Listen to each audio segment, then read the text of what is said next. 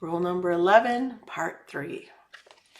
This led to my being brave enough to follow my heart to my very first cuddle party only a month after having met Wayne, which, as this book has described, changed my life in every single way imaginable, and in some ways I never could have fathomed. I bet you're saying to yourself, what a touching story. And although we see how Wayne's encouragement is linked to Monique's following her passion, what in the world does it have to do with keeping cuddle space tidy? The most important journey you'll ever take in your life will usually be the one of self-transformation. Often this is the scariest because it requires the greatest changes in your life. Shannon Alder.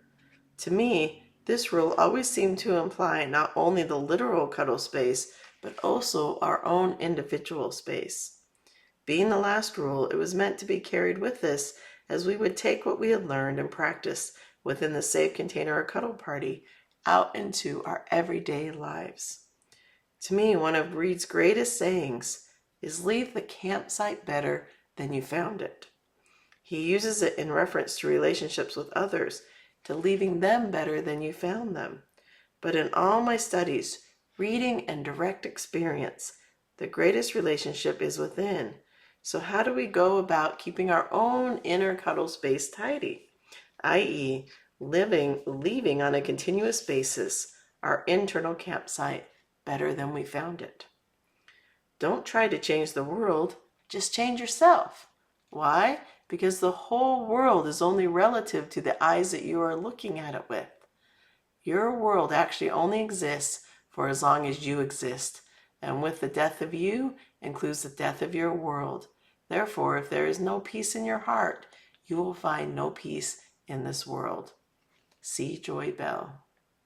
I've met so many people on this journey, myself included, who want to change the world. We want to make a difference. But most of us begin in the wrong direction. We start by trying to affect those around us. We think the one who changes the most people is the one who makes the most difference. Guess what? The only person we are capable of changing is ourself. That's it. The great irony is that once we begin being open to change within, everything without begins to change too. It has no choice because you are different, and so is everything and everyone around you. We are each other's greatest reflections, or as my beloved Kai Carell would say, we are each other's medicine.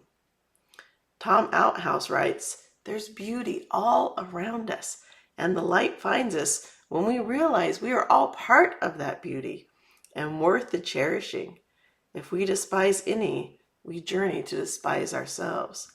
See all as beautiful, even if they choose to see themselves through you as being less than so. We have the power to see for each and be the reflection of what they may yet see. I will forever be grateful to the people that saw and recognized something in me long before I could even imagine seeing it in myself. Eventually, I took time to slow down, to redirect my focus inward instead of out to everyone else.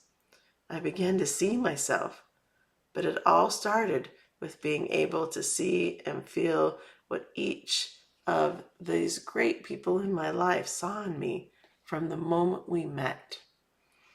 They've given me so many truly magnificent gifts, but this, offering such a clear reflection of my brightest light, while still interacting with loving and accepting whichever Monique it was who happened to be showing up, is what helped me to finally start seeing and accepting myself. To me, that is key. So often in life, we see the grandest potential in the people around us, especially the people closest to us. That's beautiful.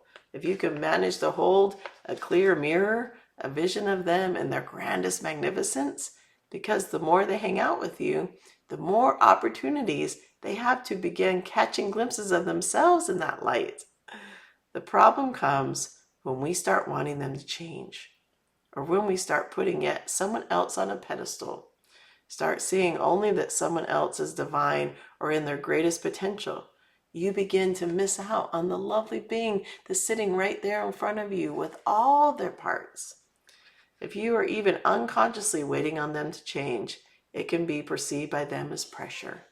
And instead of their benefiting from a beautiful mirror by which they could begin discovering themselves, they begin to resent you for trying to change them.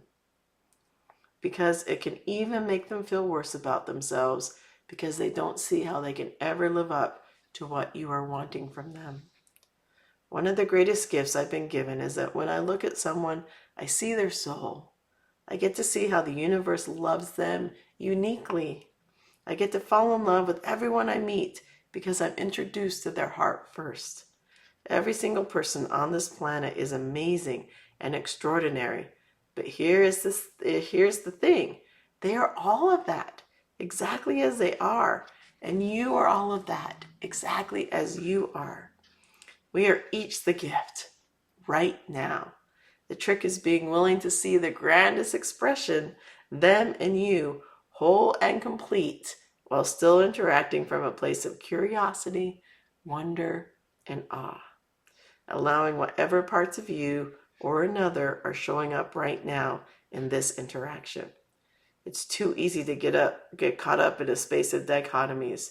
Too easy to want to hold on to things that feel good and to change the things that feel bad. Martha Beck puts it so well. We're used to living in an either-or world. But when it comes to yes or no dilemmas, what if both answers are true? What makes a yes and mindset so powerful is it takes you beyond the two choices you thought you had. It opens up new, unseen possibilities. Try seeing your world and yourself this way. Eyes open to what's before you. Mind free of dichotomies. Are you good or bad? Fragile or tough? Wise or foolish? Yes, and so am I. Another way to understand the importance of this rule is to remember how vital it is to keep our insides tidy. Just as no one likes to cuddle in a puddle, no one likes to wade through the eternal internal crap or to be held to the judgments you're still holding about yourself. We can be much better colleagues, co-workers, friends, and lovers to one another if we're consistently looking at and cleaning up our long-held beliefs, systems, limitations, and the ongoing ways in which we're not accepting ourselves. One way of doing this is to develop peer support systems, wherein you trust one another and are open to honest feedback. You invite those closest to you to call you on your shit. You're open to having your own blind spots highlighted and pointed out, hopefully in the kindest way possible. It's not always easy to admit our own shortcomings, but nothing can be as valuable to your own internal growth. It takes a true friend to risk all that you have created together, to risk your anger or your unwillingness to see their observation and still be willing to point it out to you. As you begin to make yourself your highest priority, other things that used to matter, that used to take up space, time, and effort, start becoming less and less important.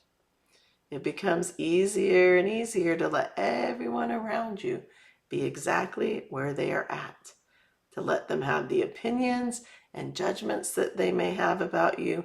It just doesn't matter because you've begun to see you. You often begin to offer your own internal validation that you used to spend most of your life seeking from outside sources. Most of the people you used to chase after and whom you most wanted to be noticed by begin reaching out to you. Because in your own inner space, love and self-acceptance, you become a role model, a space for others to feel the same. Cuddle Party and its 11 rules was my entry into all of this and eventually into myself. Perhaps this book will be your entry into you. Now that you've gotten to the end of the book, welcome to the beginning of you. This is not an end-all, be-all. It's a gateway, a beautiful doorway beckoning you into the unknown, a launching point from which you can remember and come back home to you. The world needs more of you, so practice, play, and remember, and know there's always, always more.